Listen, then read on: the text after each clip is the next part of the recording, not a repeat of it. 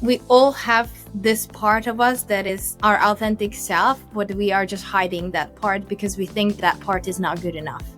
Dori Juhasz is a public speaking and visibility strategist, helping business owners become known and get clients by making public speaking both profitable and enjoyable.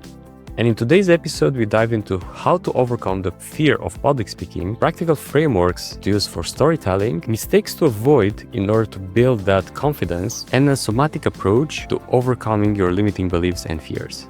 And the only difference is what is your expectation. If you expect something to go wrong, then that's going to be fear and nerves. If you expect something to go well and to enjoy it, then it's going to be excitement. She shows people how to turn their expertise and personal story into powerful talks and content that feel authentically them. I don't teach people to perform. I teach them how to be on the stage as themselves. Dori, take me back to the moment that you realized that I want to do something else, and that led to the person that you are today. Okay. The moment when I realized I want to do something else. I think the moment what I would say right now when there is a before, like almost this clear before and after, was 8 years ago. I was living in Hungary and I had this desire that I want to go to Cuba. I love dancing. I love Cuban salsa. And I always had this dream that one day I will go to Cuba. And sometimes you just think like, why am I keep postponing? Why is it always in the future? And in 2017, I decided that I'm just gonna go. What am I waiting for? And yeah, I quit my job. I gave back my apartment and I left Hungary basically in September. And once you got to Cuba, what happened there? Like, it was exactly what you expected? Like, start enjoying dancing, immersing in the culture. What was that experience? The funny thing is, I made the decision that I'm going to go to Cuba, and the moment that decision was made, life just threw different opportunities and other things in front of me. And I left Hungary in September. I only made it to Cuba in February. And the reason for that is because this opportunity just came and I found myself in September in the middle of the Atlantic Ocean on a conference, the Nomad Cruise. And I just fell in love with the whole concept of traveling and working at the same time. And basically I traveled for a few months together with the people that I met during this conference.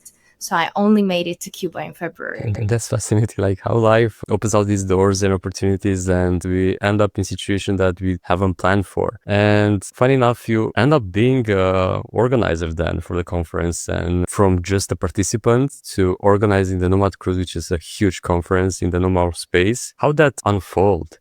It's again connected to salsa because I did a salsa workshop on the first cruise and I'm very this extroverted person. I love being social and I was just really enjoy this community feeling and the whole conference, and I was everywhere. And basically they asked me to go back for the next one as a volunteer, and I did. Yeah, I was super happy. So I joined the next cruise as a volunteer and already a team member. And then the one after that, I joined as a full-time team member. And then later on, I was just organizing the whole conference and all the events. And it was really, really amazing. I enjoyed that, the whole event, organizing, doing everything, the whole community vibe.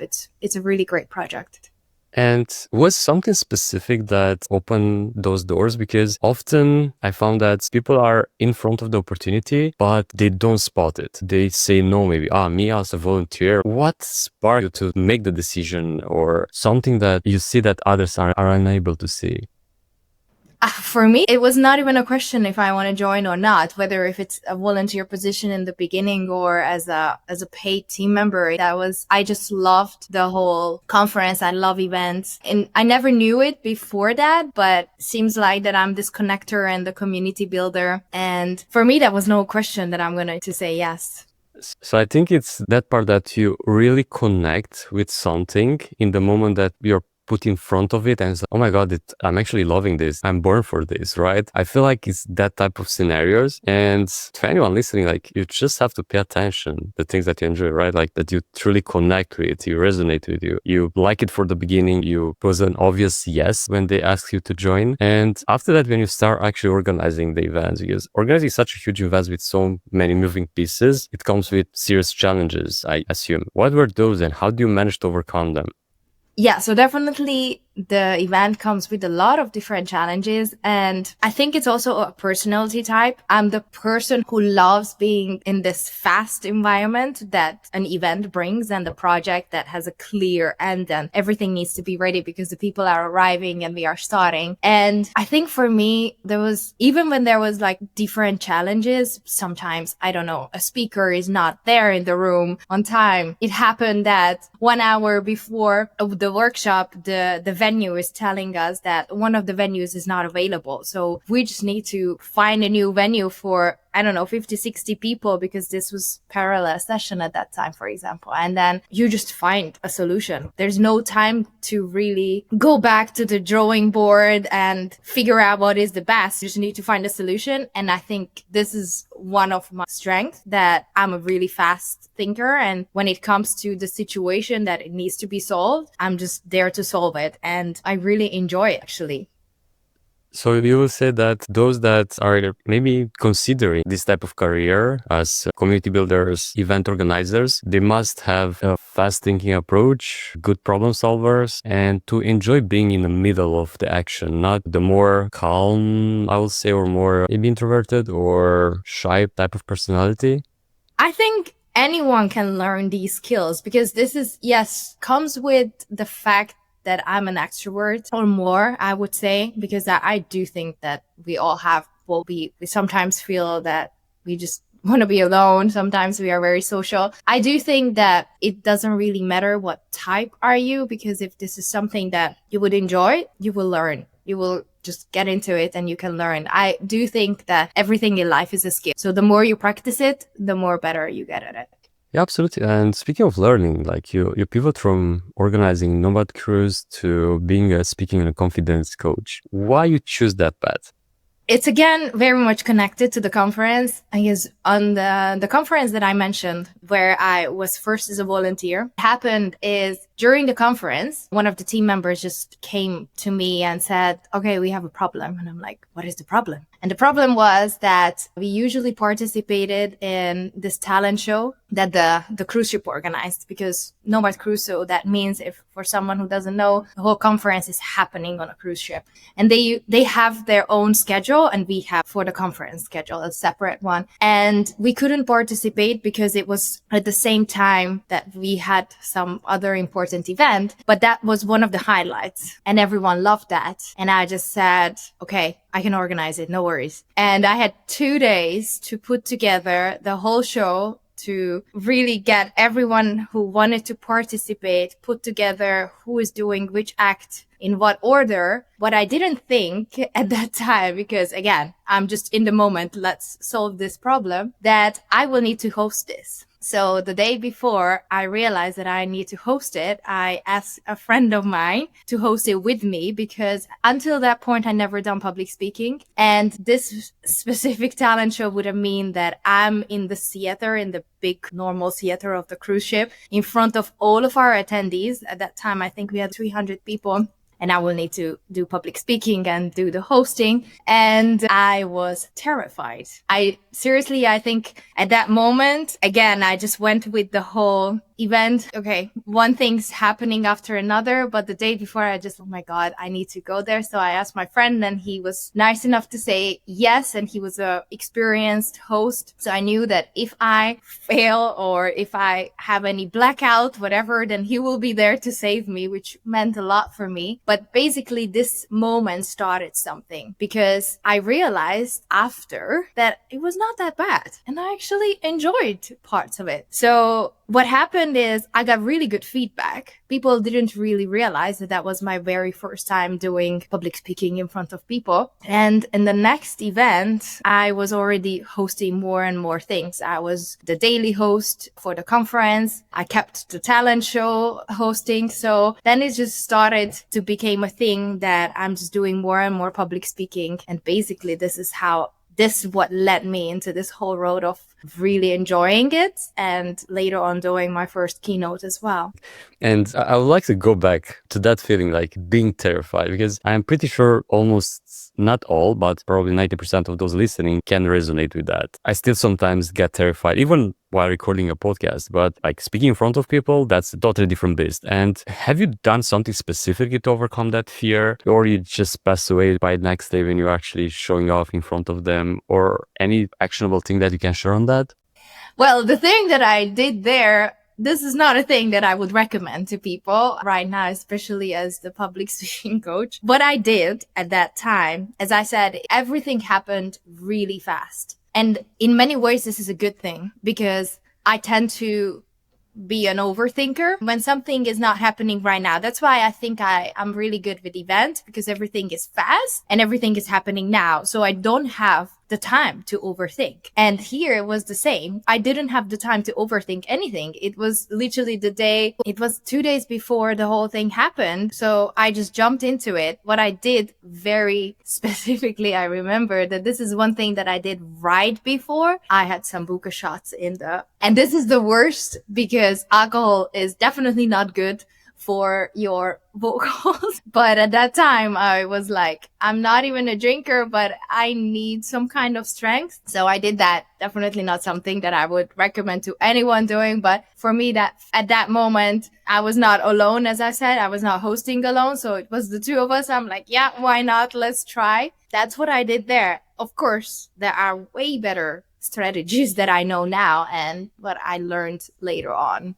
Yeah, but it's still funny, like, because back then without experience and knowing that you have to do it, you find solutions, right? Speaking of finding solutions, and let's open that playbook. Like, you already know the right ways of doing things, the right ways of avoiding that, even that can lead to panic attack or butchering your own language. Like, I'm Romanian and I had a similar experience. Like, I was invited to an event, like out of the blue, and I had a partner as well to speak together with on stage. And for the first 5 minutes, I literally destroyed my native language. So I was not able to speak, not even if I would have to do it in English, that was probably out of the conversation anyway. But how do you do it? Like, how do you actually overcome that terrifying feeling that, oh my God, I'm going to step up there and start speaking in front of all these individuals that come to see me and so on, and all those fears that come with that?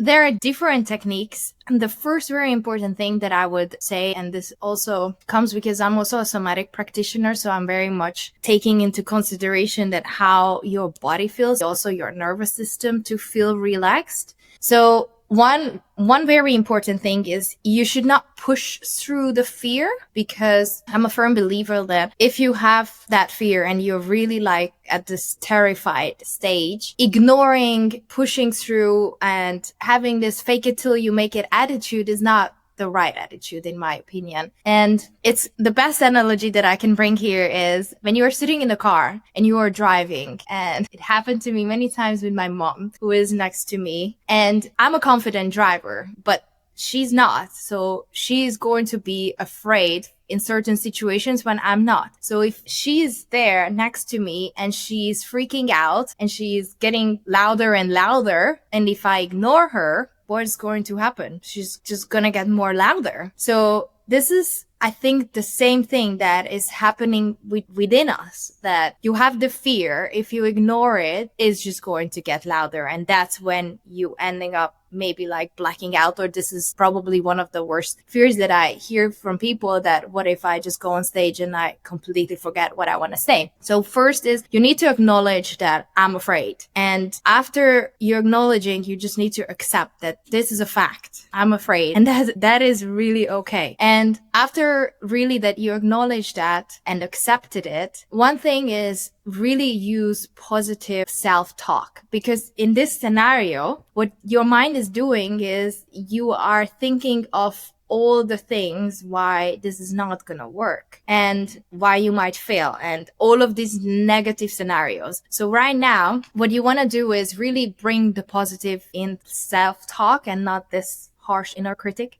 And really just tell yourself, okay, I'm afraid. That's fine. I can be nervous. I can still go on that stage and I can still deliver this powerful message that I'm here to tell this audience, to share with them, because there might be just one person in this room that I can help. So it's really acknowledging that I have this, but still, even with that feeling, I can be powerful and I can be impactful. I think this is kind of like one of the bottom lines, what a lot of people maybe just try to not necessarily pay attention. Or of course, there are physical things that you can do. Jumping jacks, move your body, breathe. Another thing is like, just really be present. Look around. What colors do you see? And then just name a few. So just bring your back into the present moment, because your mind is in the future, and in the future, in a negative future. So a few techniques, but I would start with the acknowledgement for sure. Yeah, that's powerful, because in the moment that you're aware, it's much more easier to address any situation, because often we don't even realize why we are afraid, and probably that fear is not even truly there. But you mentioned something very interesting, because a lot of people advise the contrary, to face your fear and so on. And on that note, like, what bad advice do you see there in the wild when it comes to building confidence and avoiding the fear of public speaking?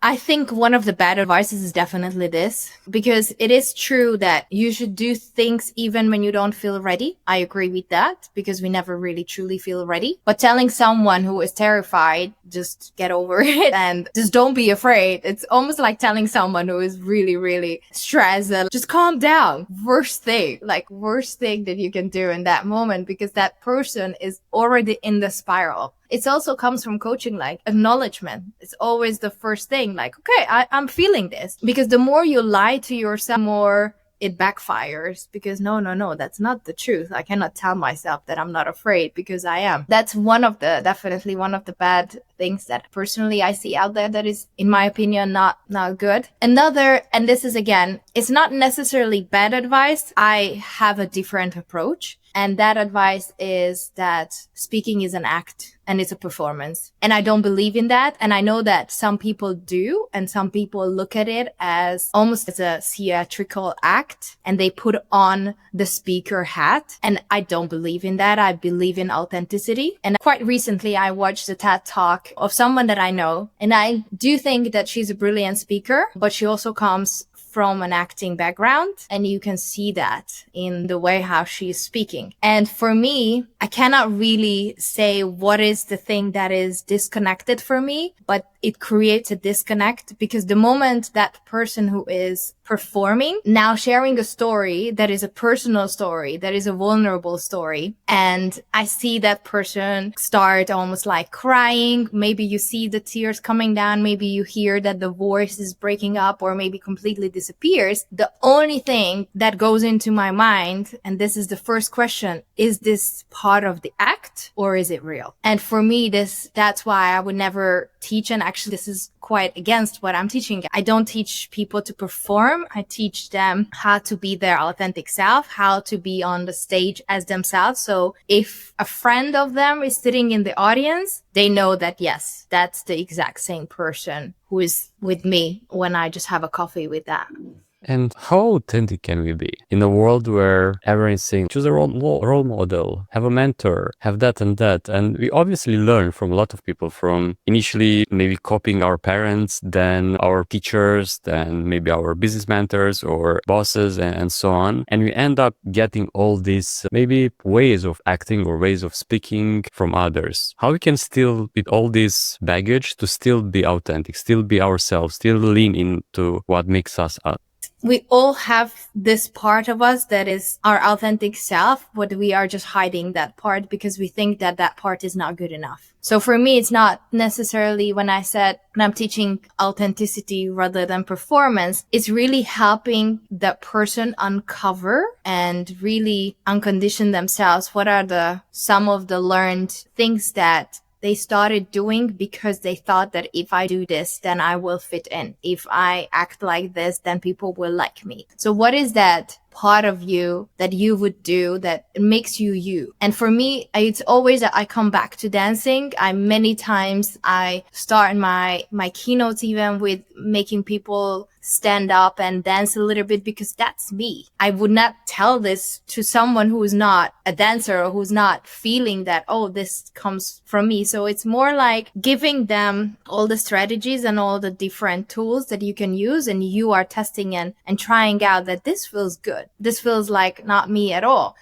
For example, my mentor, she had a client and she wanted to write a poem, and she started with the poem and closed with the poem. For me, that would not be me at all. But for her, that was completely her style. So it's more like finding what is your way and then just be that, even on the stage. And there are any specific questions or ways we can apply in order to find that, to uncover those maybe very deeply ingrained things that we often ignore that makes us us?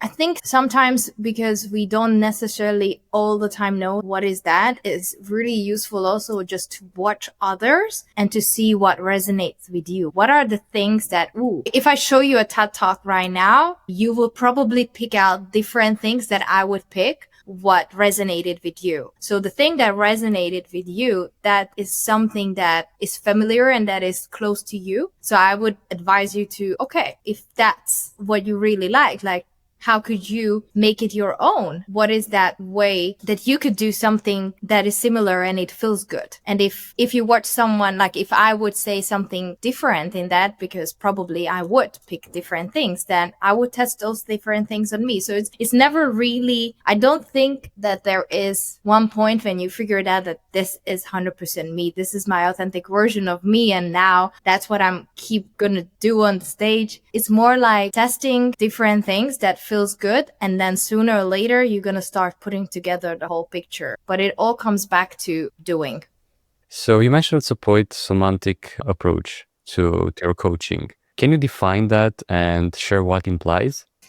The somatic part, it helps with two things. If someone has the fear, then what we can do is we can go back into an older memory and really figuring out what is this fear really coming from? Because usually it's a fear that comes from something that we experienced in our younger age or something that we've seen someone experience. So if you were in school, for example, then you saw someone, the teacher just asked the person like, okay, what is the answer? And the person didn't know the answer. And then the whole class just made fun of that one person that even if it was not you, but you've seen something like this, maybe now you store that information as, okay, speaking up or answering or out loud in front of a public, this can mean embarrassment. So I'm not going to do it. So with the somatic, we can just go back and see what is this for you. If someone doesn't have a fear, then what it also really helps, because we are in the somatic, we are working with your body, we are working with your emotions.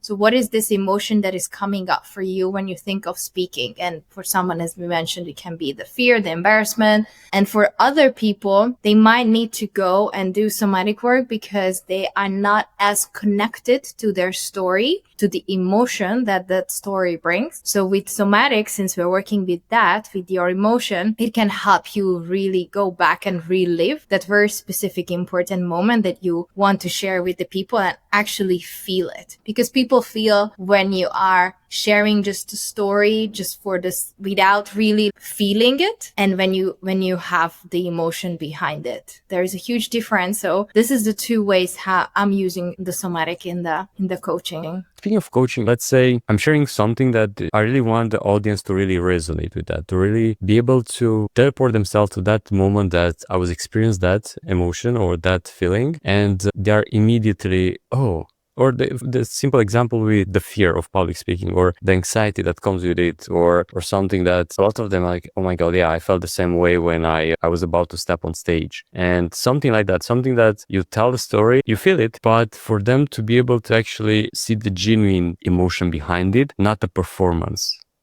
Well, first of all, if you are feeling it truly, the audience, in my opinion, can truly tell the difference if the person who is sharing that story is feeling it or not in that specific moment. And this is also for this. Now we're talking a little bit of the mix of storytelling, because you can tell a story and still feel a little bit because you know your own story, but tell it in a way that is not going to be as impactful. And you can share the exact same story, feeling it even better because now you're using the storytelling techniques. And this is not a performance. This is techniques that when you want to do public speaking, obviously storytelling is a huge part of it. And these are the things that every speaker, in my opinion, needs to learn how to tell good stories. But it's not going to make it a performance. It's just making it more intentional, because it's not the same of reporting a story and telling a story in the storytelling framework. Yeah, and are you specifically using any, speaking of frameworks, any storytelling frameworks in your coaching or in your approach?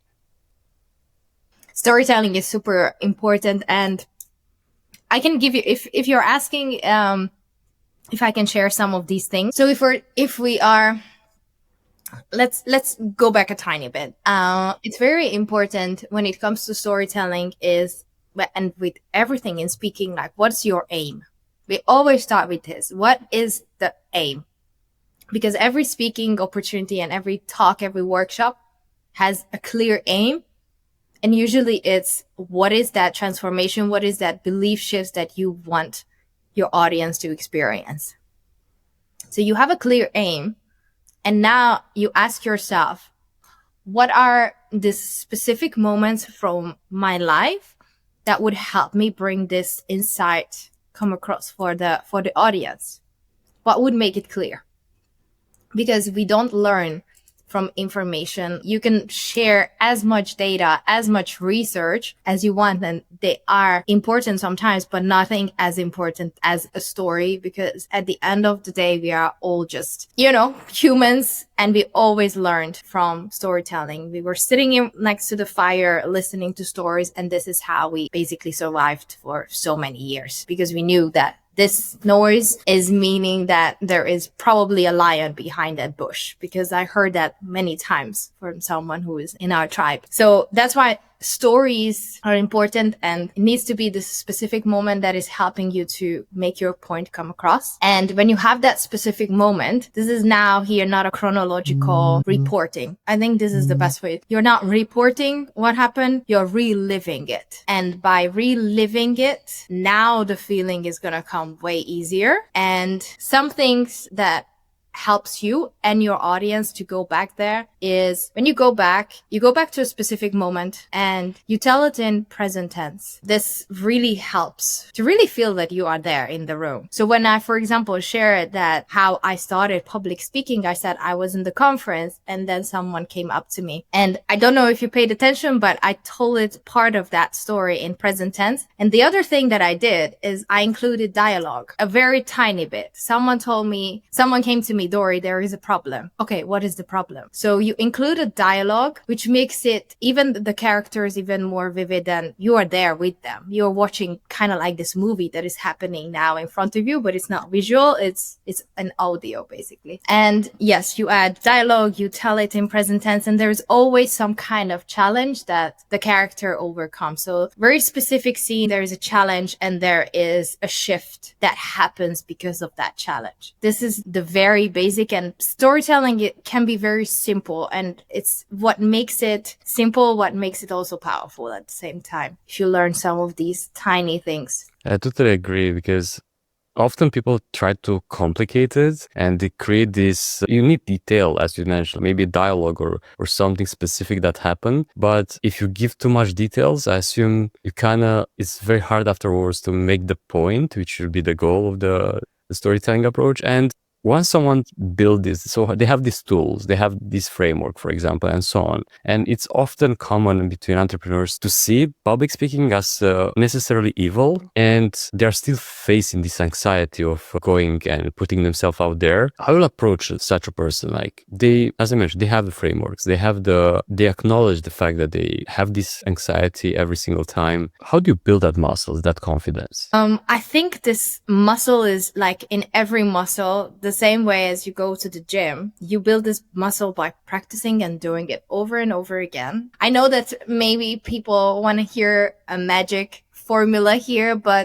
there is not really a magic formula apart from really doing it and learning how to do it right. And basically, when you start doing it, and if you really start being present there with your audience, because the problem again comes that when you're focusing on yourself, that I don't enjoy doing this. I have the fear. How do I look right now? My God, I must look horrible. I haven't slept. Da, da, da. You start listing, and the common theme here is every of these statements and thoughts starts with me. Like, I feel this, I have this. And the whole aim here with public speaking and with if you are a business owner, I'm hoping that one of the big aims is that you want to make a difference. You want to make an impact. So if you turn this around and now you start putting the focus on the audience and just thinking that maybe there is one person here in this room who needs to hear this from me, and me being here and maybe feeling uncomfortable, maybe having the fear, but that has nothing to do with me right now because I'm here for them. If you have the feedback also from the people, sometimes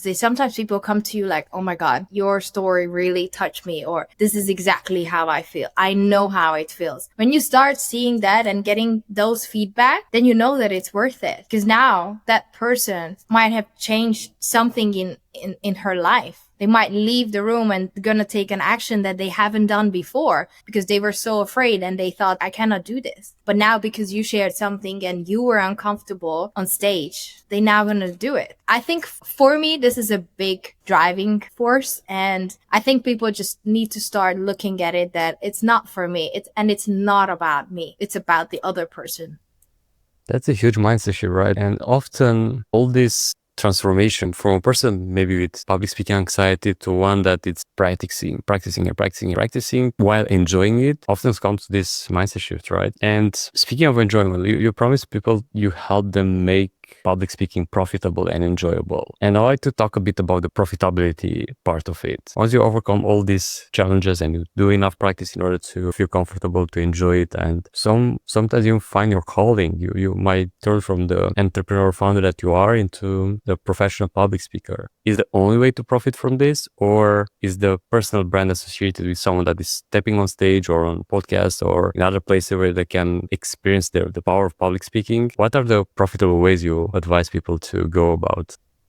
I'm mainly working with business owners, coaches, founders who are not necessarily want to become speakers. They want to use speaking as one of the most powerful marketing and sales tools in their business to get clients, to make a bigger impact. So the ways, if we're talking about profitability, and this is how I actually got into this, because I had first a coaching business. After I left the event organizing, I started my coaching business, which was helping people really with self-sabotage. And that's where the somatic work came in at the first time. So I was helping people taking action, stop really procrastinating and start living the life that they truly wanted. And I was very, let's say, delusional in the very beginning, as probably many entrepreneurs are, that, oh, this is it. And I'm going to be this super successful entrepreneur. And then reality hits in and you realize, oh, this is way harder than I thought. And I remember it was a few months after I left the project, and we were in Mexico with my boyfriend, and I just came off from a sales call, and it was after many sales calls, and I'm sitting on this couch and my boyfriend walks in and he can see that something is not okay. So he just asked the question like,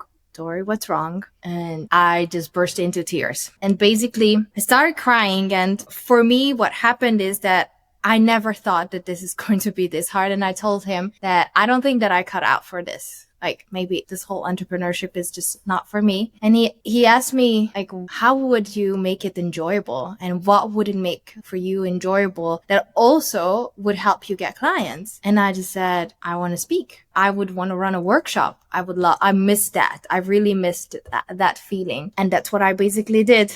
I did a workshop a few weeks after that, after this conversation, and I signed 2 clients. And I'm like, wow. And then I went to a conference and I spoke at a conference and I signed another one. And then I was invited to a retreat and I did a session there. That was a Somatic session. And then 2 more clients came. And for me, that was the proof that, oh, wow, if I put my efforts into actually doing the thing that, of course, I had the advantage of learning for many years of what are the ways how to do it. And now at this point, I was not afraid of public speaking. Now it can really benefit my business. And the shift came a year later when I decided this is going to be the business what I want to help people really do, because public speaking can be really powerful. And for me, it feels so much better to do public speaking than constantly create content, because this actually feels my content as well, because I do one engagement and I cut it out to smaller pieces. So now I have content as well. And I build trust way faster because the timeline just collapses. So one of the best ways is really to do as many speaking workshops, do it the right way, do it strategically. And as a business owner, you will see that clients will find you. And now maybe you're not the one who will need to chase them, because they are the ones who come to you after a workshop and, wow, tell me more. I am 100% with you, because there's no better way to build that trust. Imagine, like, speak of content, you write content, you send emails, you do that and that, but those that are actually wanting to engage with you and buy from you, they don't see your face. And even if you put a selfie out there and so on, that helps a bit. But who do you buy from? Someone that you actually hear speaking, sharing their insight, their expertise and so on, or someone that is just writing a piece of content, which of course can still show authority and so on. But we are in 2025. AI writes a lot of the content that you see online. That's the reality. But the face of a human being that is speaking and share their insights, that's still a bit rare. Popular probably in platforms like YouTube and so on, but it's still rare and it's still quite hard, at least at this point, to mimic and to just let AI do it for you. And even when that time will come, it might be obvious that it's not a human being, and you still trust more those that you see on a stage, shake their hand and just vibe much more easier with them than with someone that you just saw online and such. So it's really powerful. It's really powerful. And some people still, I guess, a bit more convincing because they have to overcome those barriers that we mentioned today. And for those that they acknowledge that this is the step forward, they want to overcome it, they want to leverage public speaking and so on, and need guidance, where they can connect with you, Dori. Before we go there, I really just wanted to touch point, because you brought in something very, very important, which is AI right now. And I do see that people right now don't want this perfectly written content. They are just so tired of that. They are really skeptical. And I don't know if you checked any of the statistics recently, but they said, marketers said it used to take 7 touch points before a person buy from you. And now the number is 28. And I just checked because I've recently done the Nomad World conference that we talked about in the very beginnings. And I wanted to be like on top of what is the new statistics. So it's 28. And this really just shows me that now it takes 4 times longer for a customer to go through this. I don't even know who is this person, and now I trust that person.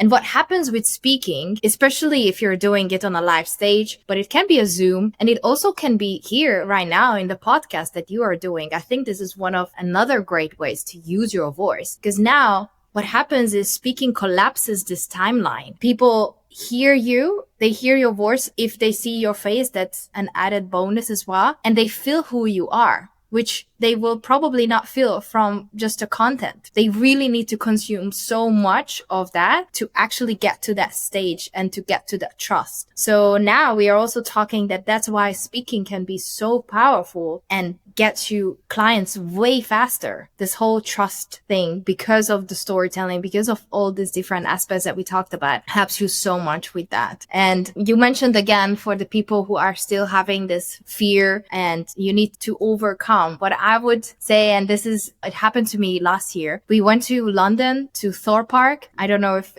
any of the listeners been to Thor Park. It's an amusement park. And we went to this roller coaster. And you know the feeling when you are sitting on the roller coaster and it starts going up and I was sitting there and I questioned all my choices. I'm like, oh my God, maybe this was a mistake. What if we just gonna derail? What if this harness is not gonna hold me and I'm going to fall out? All of these questions are going through my head. And then there's The decision is already made. We are going up. There's nothing to do. And you start going down. And I started screaming first from fear, but then from enjoyment. And I think this is when people say that the fear and the nervousness, what you feel when it comes to whatever in life, it can be the public speaking, what we're talking about, and enjoyment are exactly the same emotions.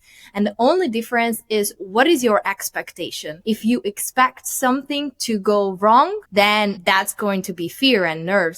If you expect something to go well and to enjoy it, then it's going to be excitement. And I was going through this fear enjoyment in like seconds of changing, because once I really enjoyed it, but then another thought came. And I think this is one of the most powerful reframe for these listeners, that it's exactly the same thing. You just need to expect something that is good on the other end. And when you expect the best happens, right? Probably not all the time, but most of the cases, that's the reality. Because often, yeah, we put ourselves down, and in that situation, you're like, oh my God, this bad thing might happen if I do that, or I will lose my reputation, or that and that. But in reality, people pay less attention than we want towards our own way of speaking, maybe, or way of behaving, and so on. And we are just overthinking it. Dori, please tell those listening where they can find you, where they can work with you.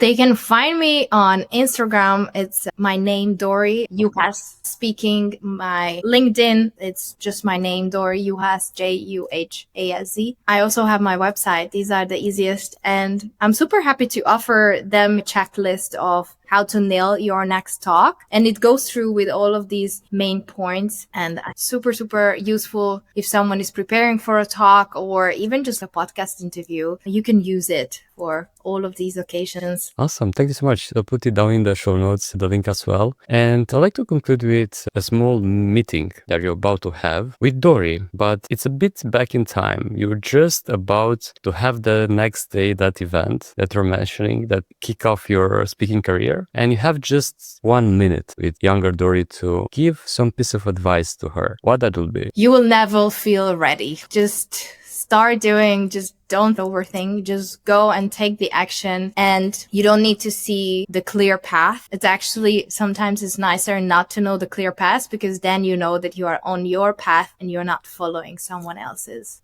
Dori Juhasz on Authority in the Wild.